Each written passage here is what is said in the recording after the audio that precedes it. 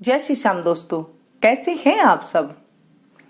दोस्तों आज मैं बताऊंगी ग्रहण के बारे में। सूर्य ग्रहण बहुत बड़ा आने वाला है और काफी लंबे समय तक रहने वाला है।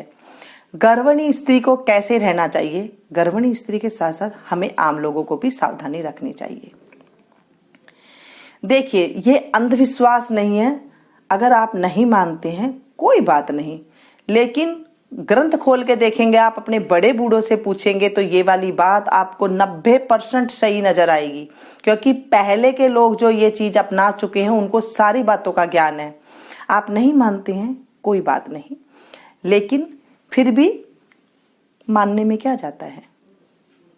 अंधविश्वास नहीं होती है ये बातें, हमारे ऋषि मुनियों की लिखी हुई है, सारे शास्त्रों में लिखे हुए हैं। हमारे गुरुजन ये वाली बात कहते हैं, हमारी दादी नानी और हमारे बड़े बुजुर्ग ये सारी बातें हमें ये बतलाते आए कि सूर्य ग्रहण के टाइम पे ये काम नहीं करने चाहिए।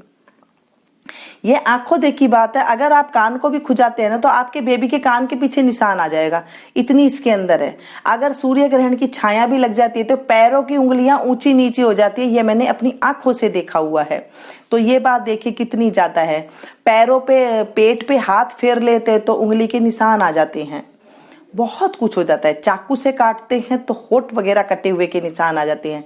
ये कोई कुछ तो होगी दोस्तों, हमें तो नहीं पता ये क्या चीज है, ये क्या खगोलीय घटना है, लेकिन ये कुछ तो होती होगी जो ये वाली बात हमें आज तक कही जा रही है। कोई डरा धमका वाली बात नहीं है, ये कही जा रही है तो हमें मानने में कुछ नहीं जाता है। हमारे बड़े बुजुर्ग मानते हैं, हमने देखा है, हम भी मान लेते हैं। ग्रंथों में लिखा हुआ है, हमारे ऋषि मुनि कहते हैं कि ये बात माननी चाहिए तो हमें मानने चाहिए। अगर हम वैज्ञानिक तरीके से भी देखते हैं तो सूर्य देव हमारे पिता के रूप में है, क्योंकि वो हमें उजाला देते हैं, वो हमारे पिता हैं।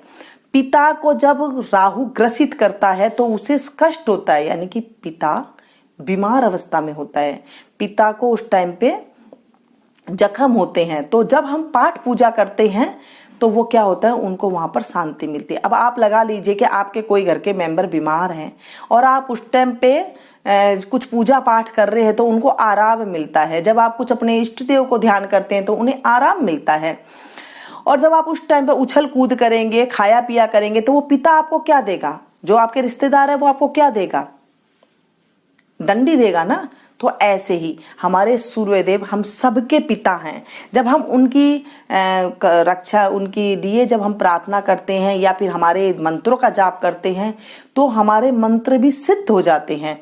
हमारे ऋषि मुनि कहते हैं कि हमारे मंत्र भी सिद्ध हो जाते हैं। दोस्तों, अगर गर्भिणी स्त्री नहीं गा सकती है, नहीं वो बोल सकती है कि उसे कुछ भजन वगैरह ना आते हो या फिर कुछ मंत्र जाप नहीं लिए हो तो उसे नहीं आते हैं, तो टीवी खोलिए, कोई भी ऐसा चैनल लगा लीजिए जिसमें आरती गा रही हो, भजन गा रहे हैं, प्रवचन आ रहे हैं, ऐसी आप कोई धुन लगा दीजिए और वो चीज सुनिए। मनु महाराज जी का आपने सुना था ना, गर्भ में ही उन्होंने सारा ज्ञान ले लिया था। दोस्तों, गर्भ से ही ज्ञान आता है। अच्छा, आजकल का भी मैं आपको बता देती हूँ। आजकल के बड़े बच्चे स्मार्ट होते हैं, छोटे से बच्चे स्मार्ट होते हैं। क्यों होते हैं? उन्हें सब कुछ चलाना करना आता है। आपने कभी सोचा है कि ये बच्चे इतने तेज क्यों होते हैं? पहले तो नहीं होते थे, पहले तो गोलू मोलू से ऐसे बुग्गू से बैठे रहते थे। आजकल के बच्चे थोड़ी देर में ही, थोड़े दिन बाद ही जो है स्मार्ट हो जाते हैं। इसका कारण है कि माँ गर्भ में जितने बच्चे को मोबाइल वगैरह देखती थी वो सारे उनको जो है उनमें भी स्मार्टपन आ जाता है। यही चीज है ना, जो आप करते हैं वो बच्चे में आ जाता है। इसलिए जब बच्चा पेट में हो तब उस टाइम पे माँ को इतने अच्छे कर्म करने चाहिए कि वो हमेशा जो है अच्छा रहे, स्वस्थ रहे, निरोगी रहे, और सबसे अच्छी बात है कि माँ बाप का कहना मानने वाला हो और सबकी आदर करने वाला हो। ऐसा बच्चा होना चाहिए। ये नहीं कि जो राक्षस प्रवृत्ति के होते हैं ऐसे हो जाए। आपने पहले देखा होगा, पहले राक्षस और देवता दोनों होते थे, देवगण और राक्षसगण। तो आजकल भी हम, अब राक्षस की योनि तो कुछ है नहीं, अब वो गण आप देख लीजिए ना, राक्षस प्रवृत्ति की जो हरकतें करते हैं वो राक्षस को उसके कहे जाते हैं। जो सिंपल रहते हैं वो सिंपल कहते हैं। तो ऐसा बच्चा जब पैदा होता है, जब माँ गर्भ में बच्चा पैदा रहता है ना, तभी उसे अच्छे कर्म जब वो करती हैं तो वो सारे कर्म उस बच्चे को आ जाते हैं। और गर्भ में जब बच्चा हो और उस टाइम पे आपने भगवान का नाम ले लिया तो आप देखेंगे 100% उसके जो है बच्चा एकदम सेफ रहता है। और उसे जो आपने मंत्र जाप किया था 1000 गुना करोड़ों गुना हो करके वो उस बच्चे के अंदर जा करके लगते हैं। तो उसको भी उसकी प्राप्ति हुई, माँ को भी प्राप्ति हुई। एक जान में 2 धड़कनें चलती है। कोई भी गर्भवती आपको, गर्भवती वाली स्त्री आपको मिल जाए, देवी स्वरूपा होती है। एक चीज का आपने ध्यान रखना, माता दुर्गा का रूप होती है, क्योंकि एक जीव में 2 धड़कन धड़कते हैं।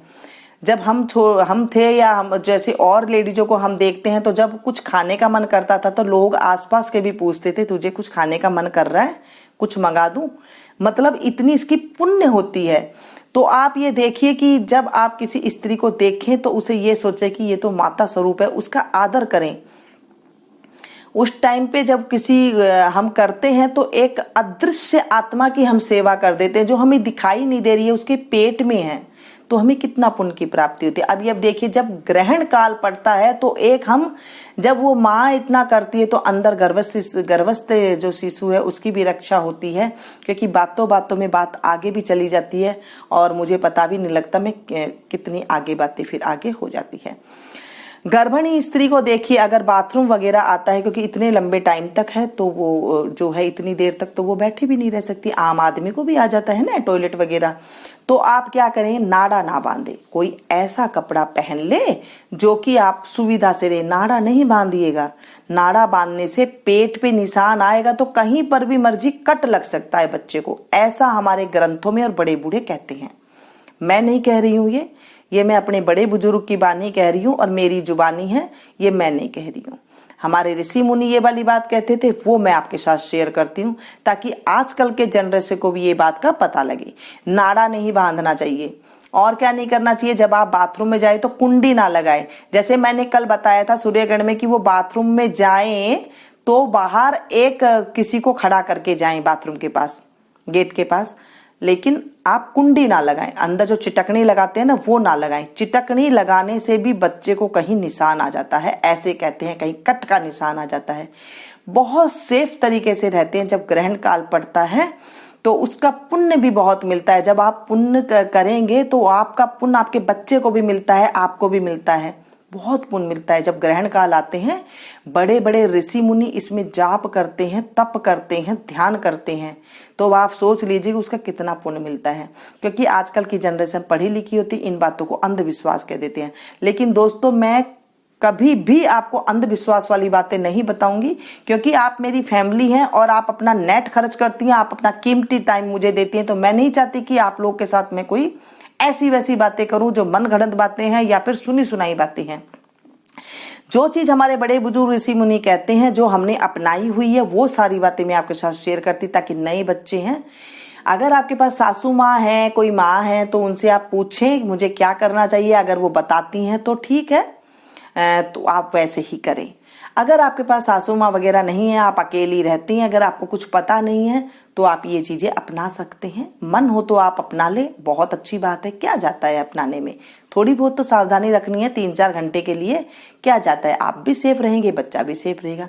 एक बार हम आधुनिक बन जाते हैं, फिर पूरा जीवन अगर ये जब उठाना पड़ता है ना, बहुत ज्यादा दिक्कत होती है। ऐसे आधुनिक बनने में क्या फायदा। जब हमारे बड़े बुजुर्ग ने कुछ कहा है तो बहुत सोच समझ के कहा होगा। बहुत ही ज्ञानी हुआ करते थे, वैज्ञानिक हुआ करते थे, वैद हुआ करते थे, घर के पंडित हुआ करते थे, सब कुछ वो हुआ करते थे। उस टाइम हम इतने फिरते नहीं थे, उस टाइम पे नेट नहीं था, कोई वीडियो नहीं था, कुछ भी नहीं था। हमारे घर में सुख शांति हुआ करती थी, बच्चे कितने कितने पैदा हो जाया करते थे, एक ऑपरेशन का नाम नहीं हुआ करता था। जो अच्छे घर की फैमिली हुआ करती थी, उनके बच्चे भी बहुत ज्यादा अच्छे हुआ करते थे, संस्कारी हुआ करते थे, ज्ञानी हुआ करते थे और समझदार हुआ करते थे। बाद में कहते हैं ना कि बच्चा इतना ज्यादा बोलने वाला है, ये बच्चा ऐसे जिद करने वाला है, या बच्चे को कोई रोगेश बच्चा पैदा हो जाता है तो आपकी जिंदगी फिर खराब हो जाती है, पूरी जिंदगी। इसलिए पहले अपनाने में कुछ नहीं रहता। ये थी छोटी सी बातें, मेरा फर्ज था मुझे बताने का। आप लोगों को अच्छी लगी हो तो प्लीज एक लाइक जरूर दीजिएगा और इसे ज्यादा से ज्यादा अपनों के साथ शेयर कीजिएगा। पता नहीं किसको किस टाइम पे इसकी जरूरत पड़ जाए। मिलती हूँ फिर से एक नई जानकारी के साथ नई वीडियो में। अगर आपको कुछ और पूछना है तो आप जरूर कमेंट्स बॉक्स में जाकर के पूछेगा, मैं आपको उसका जवाब दूंगी। क्योंकि संडे के दिन पड़ने वाला है सूर्य ग्रहण, सुबह 10:00 से लगने वाला है और 3 बजे तक ये रहेगा। तो आप इसमें जो है बिल्कुल आप इसमें अच्छे से रहे, जैसे मैंने आपको दोनों वीडियो में बताया है। ध्यान से देख ले, फिर भी कुछ रह जाता है अगर आप क्वेश्चन करेंगी तो मैं उसका क्वेश्चन फिर जवाब दे दूंगी। ठीक है, मिलती हूँ नई वीडियो में। Thank you.